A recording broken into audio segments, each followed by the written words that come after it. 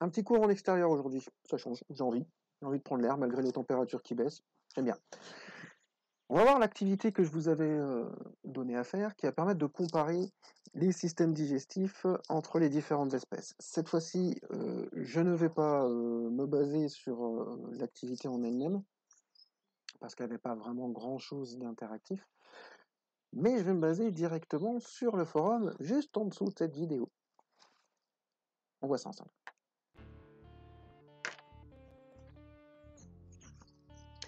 Bien, alors, donc on compare le système digestif des mammifères, des poissons et des insectes en commençant par le criquet. Moi, ce que je vous demandais d'observer, c'était de quoi était fait le système digestif. Le système, je vous l'avais expliqué, c'est un ensemble d'organes.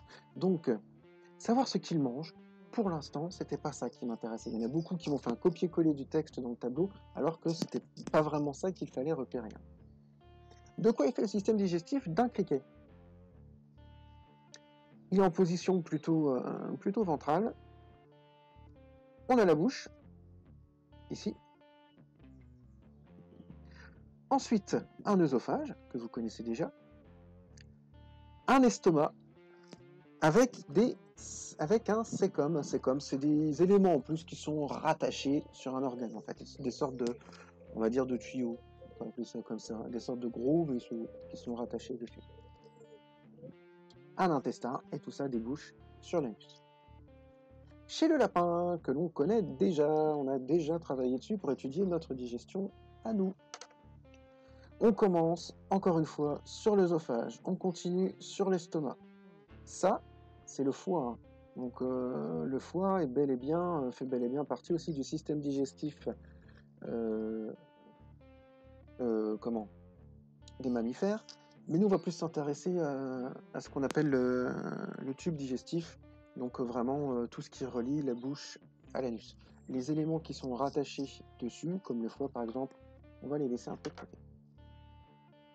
Donc l'estomac, l'intestin grêle, très long, très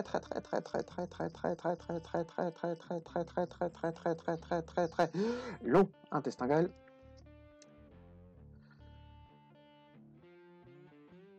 Le cécom digestif, présent ici.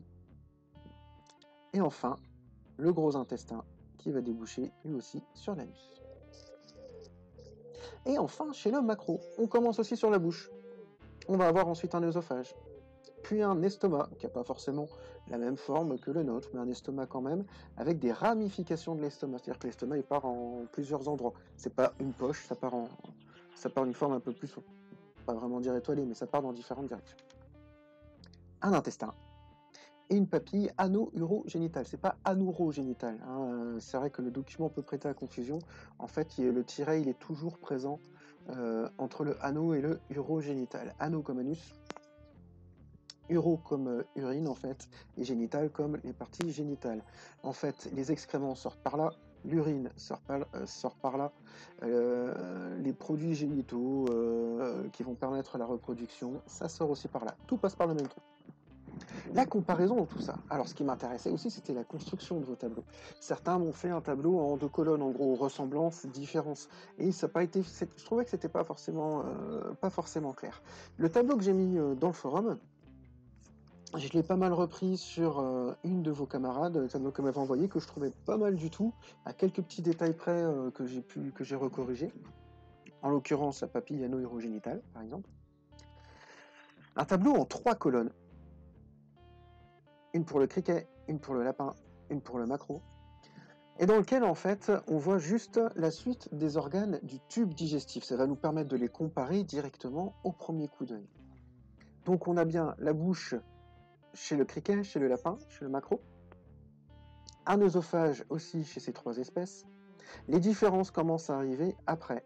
Un estomac avec un cécom pour le criquet, un estomac tout court pour le lapin, un estomac avec des ramifications pour le maquereau. Un intestin tout simple pour le criquet, un intestin grêle, un gros intestin, c'est comme digestif pour le lapin, un intestin tout simple pour le maquereau. Et enfin, anus et anus pour le criquet et lapin, papille ano-urogénitale pour le maquereau. Qu'est-ce que ça nous montre tout ça? Bah, ça nous montre plusieurs choses. Enfin, ça nous montre surtout une chose importante. Bon, déjà, le système digestif, que ce soit chez nous, que ce soit chez le criquet, que ce soit chez le lapin, que ce soit chez le maquereau, chez tous les animaux, ça sert à la même chose, ça sert à absorber les nutriments nécessaires à nos organes. Alors ça, c'est évident, enfin, ça peut sembler évident, donc c'est pour ça, mais je l'ai quand même mis en rouge dans le cours, parce que c'est quand même pas mal de rappeler des évidences pour que ça s'ancre bien dans le cerveau. L'autre chose que je trouve intéressante dans cette comparaison, c'est qu'au final, c'est toujours fait de la même manière. Que ce soit chez le criquet, le lapin ou le maquereau, on retrouve toujours la même organisation. Bouche, œsophage, estomac, intestin et l'anus ou la papille ano-urogénitale, mais ça reste à peu près la même chose. Même si c'est pas fait exactement de la même manière, on retrouve toujours les mêmes organes à la même place. En gros. C'est ce qu'on appelle un plan d'organisation. En gros, c'est le plan de construction. Et ce plan d'organisation est le même chez tous les animaux. Donc on dit qu'ils ont le même plan d'organisation. Ce terme-là, plan d'organisation, c'est un terme qui est extrêmement important quand on compare les espèces et quand on commence à travailler sur l'évolution des espèces. Vous allez beaucoup, chaque fois qu'on travaillera sur ces thèmes-là, vous allez beaucoup comparer ces plans d'organisation. Et donc on peut voir que chez des groupes très très très différents, ce plan d'organisation, pourtant, il est sensiblement identique. Dans le forum, juste en dessous, je vous ai mis aussi une autre petite activité. Bon, elle est déjà corrigée, tant pis. Pour comparer le tube digestif, cette fois-ci chez les mammifères, on reste chez les mammifères, donc on est dans le même groupe, et on compare un carnivore, le loup, et un herbivore, le koala. On retrouve les mêmes organes chez les deux, sauf que moi ce qui va m'intéresser, c'est la comparaison du sécom. Ce fameux sécom est développé chez les herbivores, par contre chez les carnivores, ça forme juste un tout petit truc qui dépasse là, juste à la naissance du gros intestin. Et ça porte un nom chez les humains, c'est ce qu'on appelle l'appendice. Donc en fait, le sécom, s'il est développé comme ça, c'est parce qu'il contient normalement pas mal de bactéries, ce fameux microbiote, qui va permettre de digérer la cellulose chez les végétaux. Les carnivores ou les omnivores, comme nous, on n'a pas besoin de tellement digérer la cellulose. Donc ce sécom n'est pas utile chez nous, et en fait, vu qu'il ne sert à rien, il n'est pas développé. Donc comme je vous disais, chez nous, c'est ce qu'on appelle l'appendice. Ça sert à rien. Ça provient d'un ancêtre commun avec les mammifères herbivores, qui lui, par contre, avait ce sécom développé. Il arrive parfois que dans cet appendice, il y ait en gros des microbes qui s'y multiplient un peu trop, parce qu'il contient quand même des micro-organismes qui font partie du microbiote aussi. Parfois, il y a de mauvais micro-organismes qui viennent s'y installer, ou ceux qui y sont s'emballent un petit peu, se développent un peu trop. Il y a une inflammation de l'appendice, c'est ce qu'on appelle l'appendicite. Quand ça se termine par une maladie qui se termine par it, ça veut dire inflammation en fait. Donc dans ces cas-là, c'est très douloureux, ça peut être dangereux. Donc dans ces cas-là, cet appendice qui sert à rien, on le retire, tout simplement.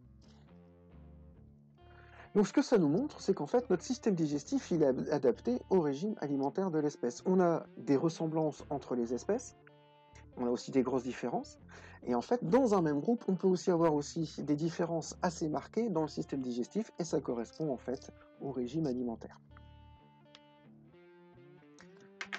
Voilà ce que je voulais vous montrer en fait avec cette activité, donc c'est pas bien compliqué ce que je voulais vous montrer. Pour la suite. Pour la suite, vous allez avoir le même type de travail à faire, un tableau de comparaison entre lapin, maquereau et criquet. C'est un peu répétitif, mais au niveau difficulté, on passe au niveau du dessus. C'est-à-dire que vous allez devoir comparer la circulation sanguine de ces espèces, mais aussi l'élimination des déchets fabriqués par les organes de ces espèces. Alors il y a déjà un déchet fabriqué par nos organes dont vous connaissez l'élimination, c'est le CO2, c'est éliminé Chez nous, par les poumons, par les espèces aériennes, par les bronchies, chez les poissons, et chez les insectes, par les trachées. Ça, c'était la partie juste avant. Donc ça, faut regarder au-dessus de la vidéo dans le forum pour pouvoir revoir tout ça. Mais il y a un autre déchet qui est fabriqué par nos organes, ça s'appelle l'urée. Eh ben, l'urée, il va falloir s'en débarrasser. À vous de voir, dans les documents, comment cette urée fabriquée par nos organes, par les cellules de nos organes, va être éliminée de ces différents organismes. Et à vous de construire un tableau. Donc dans un tableau, vous allez devoir comparer la circulation sanguine et l'élimination des déchets entre le criquet, le lapin et le macaron. À vous de construire votre tableau. Je veux voir comment vous allez construire ça. Ça va être intéressant. Maintenant que vous avez un modèle, vous allez pouvoir vous inspirer de ce modèle pour pouvoir améliorer votre tableau. J'ai une version améliorée du tableau qui est juste en dessous. C'est un peu répétitif, mais parfois répéter une tâche, ça peut permettre aussi de s'améliorer. Pour ceux qui reviennent au collège, on reverra ça en cours. Pour les autres, eh ben on va continuer sur ce format de petites capsules vidéo, parce que je peux pas assurer en plus les cours virtuels, hein, je vous l'avais expliqué, c'est trop lourd d'assurer les cours au collège, et vous retrouvez à un moment précis aussi dans les cours virtuels. Donc on va se contenter des capsules vidéo. N'oubliez pas que sur le forum, en dessous du forum, hein, c'est prévu c'est pour ça que je le mets dedans, vous pouvez poser des questions aussi. Donc profitez-en, s'il y a des choses que vous ne comprenez pas bien, profitez-en pour poser des questions.